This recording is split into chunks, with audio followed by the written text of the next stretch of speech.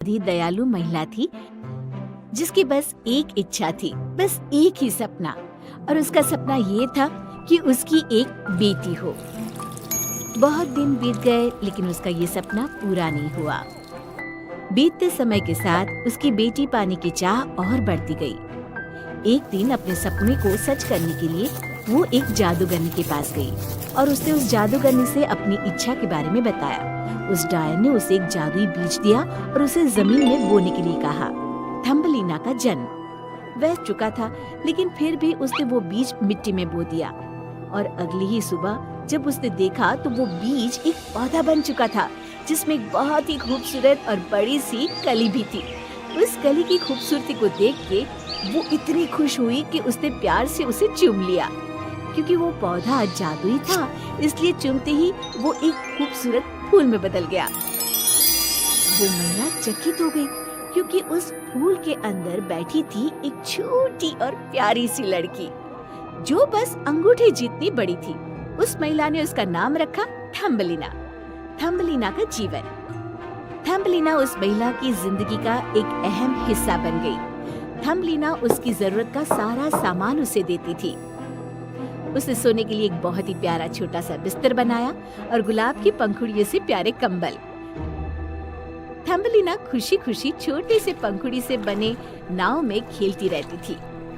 घोड़े के बाल उसके लिए चप्पू का काम करते थे। उसकी आवाज बहुत मधुर थी। वो अपनी नाव में खेलती थी और सारा दिन अपनी मधुर आवाज में गुनगुनाती रहती थी। पूरा दिन खेलने के बाद थम्बलीना अपने छोटे से बिस्तर में जाकर सो गई और जब वो सो रही थी एक बड़ी सी मेंढक खिड़की पर आई और उसने उस प्यारी सी बच्ची को देखा। वो मेंढक उसे बस देखती ही रह गई। वो उसकी खूबसूरती में खो गई थी। उसने सोचा कि थम्बलीना उसके बेटे के लिए अच्छी जीवन साथी बन सकती है, इसलिए उसने उसे उठाया और वहाँ से लेकर भाग गई और किसी को पता भी नहीं चला कि उस मेंढक ने थम्बलीना को अगवा कर लिया है। वो मेंढक थम्बलीना को झील के पार ले गई जहाँ उसका परिवार रहता था। उसने प्यारी थम्बलीना को अपने कुरूप और बहुत मोटे बेटे से मिलाया जो बिल्कुल अच्छा नहीं दिखता था। जब उसने थम्बलीना को देखा तो वो भी बहुत खुश हो गया। हालांकि माँ और बेटा दोनों के मन में डर था कि थम्बलीना उनके चंगुल से कहीं भाग न जाए और इसी डर से उन्होंने उसे झील के पानी में कमल के पत्ते पर बिठा दिया और उस पत्ते को झील के बीचों बीच पहुँचा दिया।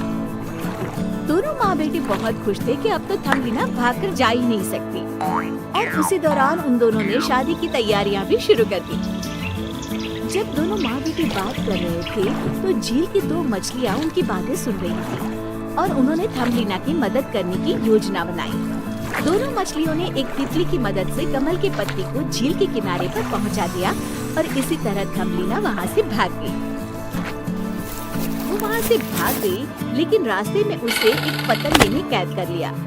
लेकिन कुछ ही समय बाद पतंगे ने थम्बलीना को छोड़ दिया क्योंकि वो उसे बहुत अलग थी। गर्मियाँ आ गई थी तो बाकी लोग उस पर हंसने लगे क्योंकि वो उन सब से अलग दिखती थी। वो जोर जोर से रोने लगी और वहाँ से चली गई और फिर से वो ठंड में अकेली आगे बढ़ने लगी। उसने देखा एक छोटा सा घर जो लकड़ी और पत्तों से बना था। उसने वहाँ मदद मांगने की सोची और जाकर घर का दरवाजा खटखटाया। वो एक चूहे का घर था। चूहा थम्बलीना की खूबसूरती देखकर आश्चर्यचकित हो गया। उसने उस चूहे से रहने और खाने के लिए मदद मांगी। चूहे ने कहा, तुम जब तक चाहो यहाँ रह सकती हो।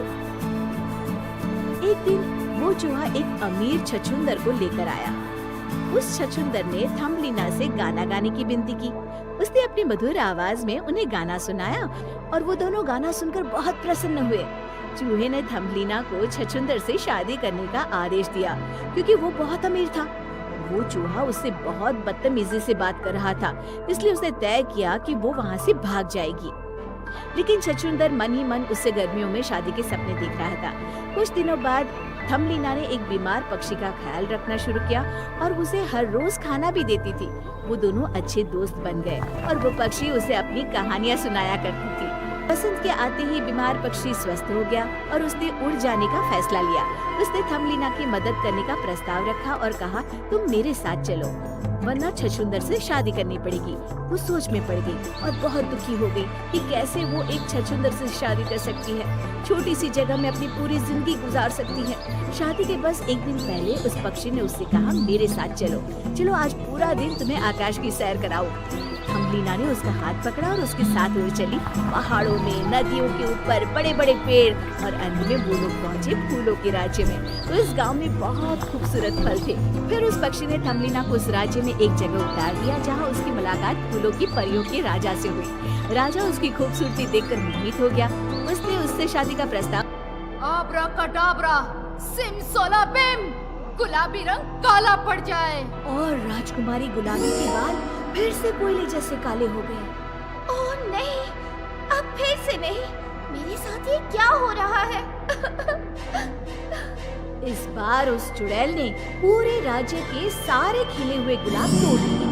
वो राजकुमारी को सिसकते हुए देखती है और बहुत खुश हो जाती है।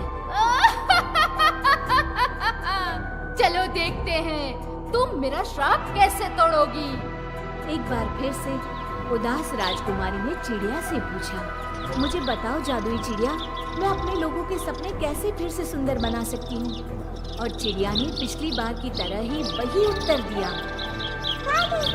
गुलाब जल में। लेकिन मैं क्या करूँ? पूरे राज्य में एक भी गुलाब नहीं बचा है। काले बाल, लाल होने के। ओह, अब क्या करें? चिड़िया अपना जादुई गीत गुनगुनाने लगी और राजकुमारी गुलाबी ने अपनी लोरी गाई।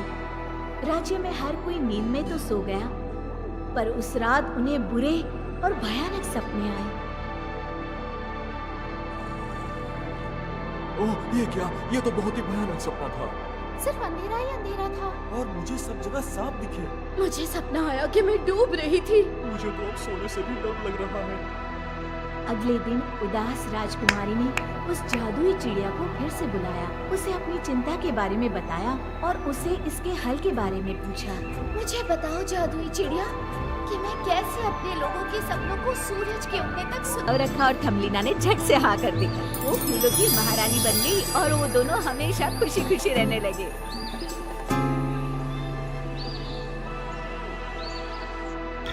एक समय की बात है, बहुत दूर एक राज्य में एक गुलाबी राजकुमारी रहती थी।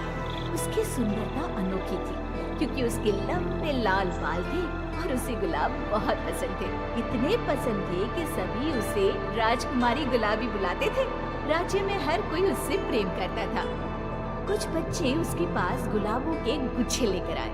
एक का गुच्छा लाल रंग का था, एक का गुच्छा सफेद रंग का और एक का गुच्छा पीले रंग का था। राजकुमारी आपको किसके गुलाब सबसे ज्यादा पसंद आए? मुझे दुनिया के हर तरह के गुलाबों से प्यार है मेरे दोस्तों। और वो उन सबको गले लगाती है, गुदगुदाती हुई। हंसने लगती है। हर शाम सूर्यास्त के बाद राजकुमारी गुलाबी बालकनी पर जाती और अपने हाथों से ताली बजाती। ओह, आओ मेरी प्यारी चिड़िया।